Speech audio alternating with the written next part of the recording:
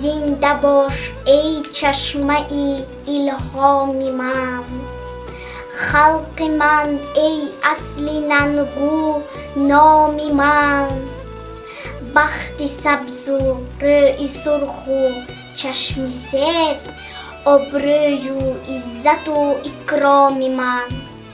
شاد بختم زی آنکه با شعر و سرود صرف ایام تو شد ایام من. در دلم گر آتش مهرت نبود، پختکی میشد کلامی خام من.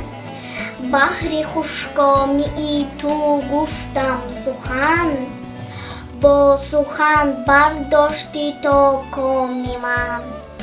این غزل گفتم که یاد آری به مهر، در همه آغازها انجام من.